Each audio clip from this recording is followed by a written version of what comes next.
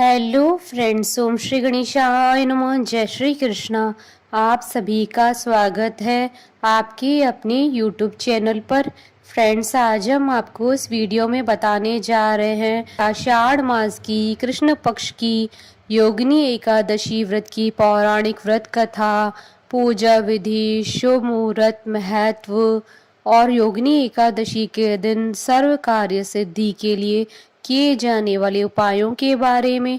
Friends, video शुरू करने से पहले आपसे रिक्वेस्ट है, अगर आप हमारे चैनल पर नए हैं और आपने अभी तक चैनल को सब्सक्राइब नहीं किया है तो प्लीज़ सब्सक्राइब कीजिएगा चैनल को, साथ ही प्रेस कीजिएगा बेल आइकन को, जिससे नए वीडियो से रिलेटेड नोटिफिकेशन आपको तुरंत प्राप्त हो सके। और वीडियो पसंद आने पर वीडियो को लाइक और शेयर जरूर कीजिएगा ताकि सभी भक्तों को इस वीडियो का लाभ प्राप्त हो सके। और कमेंट बॉक्स में जय श्री कृष्णा जरूर लिखिएगा। हिंदू धर्म में एकादशी व्रत की बड़ी महिमा है। पद्म पुराण के अनुसार स्वयं महादेव जी ने नारद जी को उपदेश देते हुए कहा था, एकादशी महान पुण्य देने वाली होती है। एकादशी प्रत्येक महीने में 2 बार आती है, एक शुक्ल पक्ष में, दूसरी कृष्ण पक्ष में। पूर्णिमा के बाद आने वाली एकादशी को कृष्ण पक्ष की एकादशी और अमावस्या के बाद आने वाली एकादशी को शुक्ल पक्ष की एकादशी कहा जाता है।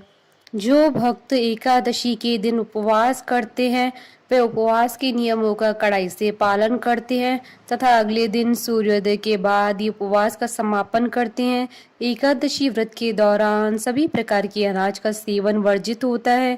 जो लोग किसी कारण से एकादशी व्रत नहीं रखते हैं उन्हें एकादशी के दिन भोजन में चावल का प्रयोग नहीं करना चाहिए तथा झूठ व परनिंदा से बचना चाहिए। जो व्यक्ति एकादशी के दिन विष्णु सहस्त्र नाम का पाठ करता है उस पर भगवान विष्णु जी की विशेष कृपा होती है।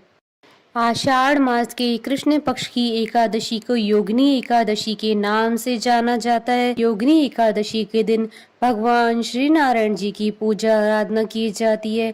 श्री नारायण भगवान विष्णु का ही नाम है। इस एकादशी का व्रत करने से समस्त पाप नष्ट हो जाते हैं और पीपल के वृक्ष को काटने जैसे पाप तक से मुक्ति मिल जाती है। इस व्रत के प्रभाव से किसी के दिए हुए श्राप का निवारण होता है। यह एकादशी देह की समस्त आदि व्याधियों को नष्ट कर सुंदर रूप, गुण और यश देने वाली होती है। योगिनी एकादशी का व्रत करने से जीवन में समृद्धि और आनंद की प्राप्ति होती है। यह व्रत तीनों लोकों में प्रसिद्ध है। मान्यता है कि योगिनी एकादशी का व्रत करने से 88,000 ब्राह्मणों को भोजन कराने के बराबर पुण्य प्राप्त होता है। फ्रेंड्स, अब आइए जानते हैं योगिनी एकादशी के शुभ मुहूर्त के बारे में। हिंदू पंचांग के अनुसार साल 2023 में योगिनी एकादशी का व्रत 14 जून 2023 बुधवार के दिन है। आषाढ़ कृष्ण एकादशी तिथि प्रारंभ होगी 13 जून 2023 को सुबह 9:28 पर और आषाढ़ कृष्ण एकादशी तिथि का समापन होगा 14 जून 2023 को सुबह 8:48 पर। शास्त्रों के अनुसार द्वादशी युक्त एकादशी तिथि का व्रत करना चाहिए, इसलिए एकादशी का व्रत 14 जून 2023 बुधवार के दिन रखा जाएगा। व्रत पारण का समय रहेगा 15 जून 2023 को सुबह 5:23 से सुबह 8:10 तक और हरिवासर समाप्ति का समय रहेगा 15 जून 2023 को सुबह 8:32 पर। फ्रेंड्स, अब आइए जानते हैं योगिनी एकादशी की पूजन विधि के बारे में। योगिनी एकादशी व्रत के नियम दशमी तिथि से ही शुरू हो जाते हैं। दशमी तिथि की रात्रि से ही नमक का प्रयोग न करें। योगिनी एकादशी के दिन मिट्टी को विशेष महत्व दिया जाता है। इस दिन मिट्टी का पूरे शरीर पर लेप किया जाता है। मिट्टी के अलावा योगिनी एकादशी पर स्नान के लिए तिल के लेप का भी प्रयोग किया जाता है। स्नान के बाद व्रत का संकल्प लें और कुंभ की स्थापना करें। कुंभ के ऊपर भगवान विष्णु जी की प्रतिमा स्थापित करें। प्रतिमा स्थापित करने के बाद लाल फूल, अक्षत, नैवेद्य आदि से भगवान विष्णु जी की पूजा करें। भगवान विष्णु जी के मंत्रों और विष्णु सहस्त्र नाम का जाप करें। इसके बाद धूप दीप दिखाकर भगवान विष्णु जी की आरती उतारें और योगिनी एकादशी व्रत कथा का पाठ करें या व्रत कथा सुने। भगवान विष्णु को प्रसाद का भोग लगाएं और प्रसाद का वितरण करें। योगिनी एकादशी के दिन पीपल के पेड़ की पूजा करें। इस दिन दान करना कल्याणकारी माना जाता है। रात्रि में भगवान विष्णु जी का जागरण करें। अगले दिन पारण के समय किसी ब्राह्मण या गरीब को यथाशक्ति भोजन कराएं और दक्षिणा दें। इसके बाद अन्न और जल ग्रहण कर व्रत का पारण करें। फ्रेंड्स, अब आइए जानते हैं योगिनी एकादशी के दिन किए जाने वाले उपायों के बारे में। योगिनी एकादशी व्रत में स्नान का विशेष प्रावधान है। स्नान करने के लिए मिट्टी का प्रयोग करना शुभ माना जाता है। योगिनी एकादशी के दिन स्नान करने से पहले पानी में आंवले का रस मिलाकर स्नान करें। स्नान के लिए तिल के लेप का भी प्रयोग किया जाता है। इससे आपको बहुत ही पुण्य प्राप्त होगा। इस दिन निष्ठा के साथ व्रत रखने, अन्न न खाने व गरीबों को दान देने से विष्णु जी प्रसन्न होते हैं। इससे आपको जन्म मरण के बंधन से मुक्ति मिलकर मोक्ष की प्राप्ति होती है। पूजन के दौरान विष्णु जी का अभिषेक करना न भूलें। इसके लिए आपको दक्षिणावर्ती शंख में जल भरकर भगवान विष्णु जी को स्नान कराना चाहिए। इस दौरान पंचामृत से भी अभिषेक करें। ऐसा करने से माँ लक्ष्मी का घर में आगमन होता है, जिससे कभी धन की कमी नहीं होती है। योगिनी एकादशी के दिन पीले वस्त्र धारण करें और भगवान को पीले वस्त्र पहनाएं। इसके बाद उन्हें पीले फल और मिठाइयों का भोग लगाएं। साथ ही उन्हें पीले पुष्प अर्पित करें। ऐसा करने से भगवान विष्णु प्रसन्न होते हैं और आपकी सभी मनोकामनाएं पूर्ण करते हैं। फ्रेंड्स, अब आइए प्रारंभ करें योगिनी एकादशी व्रत की पौराणिक कथा।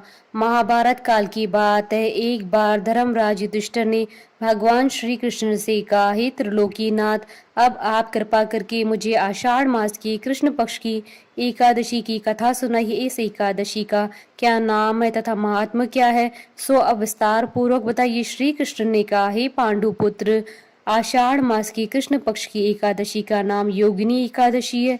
इसके व्रत से सभी पाप नष्ट हो जाते हैं। यह व्रत इस लोक में भोग तथा परलोक में मुक्ति देने वाला है। हे युधिष्ठिर, यह एकादशी तीनों लोकों में प्रसिद्ध है। इसके व्रत से सभी पाप नष्ट हो जाते हैं। तुम्हें मैं पुराणों में कही हुई कथा सुनाता हूँ, ध्यान पूर्वक श्रवण करो। कुबेर नाम का एक राजा अलकापुरी नाम की नगरी में राज्य करता था। वह शिव भक्त था। उनका हेममाली नाम का एक यक्ष सेवक था, जो पूजा के लिए फूल लाया करता था। हेममाली की विशालाक्षी नाम की अति सुंदर स्त्री थी। एक दिन वह मानसरोवर से पुष्प लेकर आया, किंतु कामासक्त होने के कारण पुष्पों को रखकर अपनी स्त्री के साथ रमण करने लगा। इस भोग विलास में दोपहर हो गई। हेममाली की रात देखते देखते जब राजा कुबेर को दोपहर हो गई, तो उसने क्रोध पूर्वक अपने सेवकों को आज्ञा दी कि तुम लोग जाकर पता लगाओ कि हेममाली अभी तक पुष्प लेकर क्यों नहीं आया। जब सेवकों ने उसका पता लगा लिया तो राजा के पास जाकर बताया, हे राजन, वह हेममाली अपनी स्त्री के साथ रमण कर रहा है।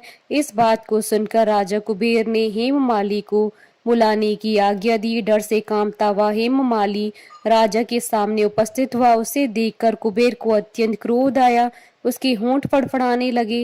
राजा ने कहा, अरे अधम, तूने मेरे परम पूजनीय देवों के भी देव भगवान शिव जी का अपमान किया है।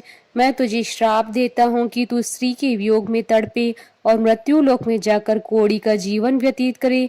कुबेर के श्राप से वह तुरंत स्वर्ग से पृथ्वी लोक पर आ गिरा और कोड़ी हो गया।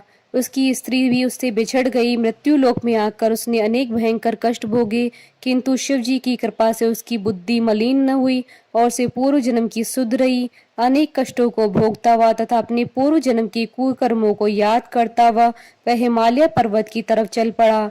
चलते चलते वह मार्कंडेय ऋषि के आश्रम में जा पहुंचा। वह ऋषि अत्यंत वृद्ध तपस्वी थे। वह दूसरे ब्रह्मा के समान प्रतीत हो रहे थे। उनका वह आश्रम ब्रह्मा की सभा के समान शोभा दे रहा था। ऋषि को देखकर हेममाली वहां गया और उन्हें प्रणाम करके उनके चरणों में गिर पड़ा।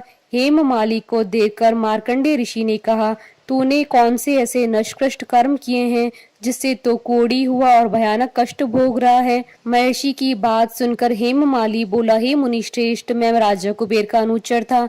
मेरा नाम हेममाली है। मैं प्रतिदिन मानसरोवर से फूल लाकर शिव पूजा के समय कुबेर को दिया करता था। एक दिन पत्नी सहवास के सुख में फंस जाने के कारण मुझे समय का ज्ञान नहीं रहा और दोपहर तक पुष्प न पहुंचा सका। तब उन्होंने मुझे श्राप दिया कि तू अपनी स्त्री का वियोग और मृत्यु लोक में जाकर कोड़ी बनकर दुख भोग। इस कारण मैं कोड़ी हो गया तथा पृथ्वी पर आकर भयंकर कष्ट भोग रहा हूँ। अतः कृपा करके आप ऐसा कोई उपाय बताइए जिससे मेरी मुक्ति हो।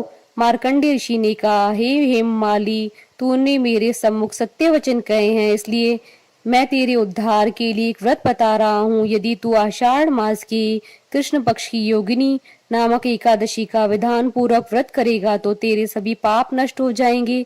महर्षि के वचन सुन हेममाली अति प्रसन्न हुआ और उनके वचनों के अनुसार योगिनी एकादशी का विधान पूर्वक व्रत करने लगा। इस व्रत के प्रभाव से अपने पुराने स्वरूप में आ गया और अपनी स्त्री के साथ सुखपूर्वक रहने लगा। भगवान श्री कृष्ण ने कहा, हे राजन, इस योगिनी एकादशी की कथा का फल 88,000 ब्राह्मणों को भोजन कराने के बराबर है। इसके व्रत से सभी पाप नष्ट हो जाते हैं और अंत में मोक्ष प्राप्त करके प्राणी स्वर्ग का अधिकारी होता है। कथा सार: मनुष्य को पूजा आदि धर्म में आलस्य प्रमाद नहीं करना चाहिए, अपितु मन को संयम में रखकर सदैव भगवान की सेवा में तत्पर रहना चाहिए। बोलिए भगवान विष्णु की जय, सनातन धर्म की जय। हमारे साथ इस वीडियो में अंत तक बने रहने के लिए आपका धन्यवाद। ओम श्री गणेशाय नमः। जय श्री कृष्णा।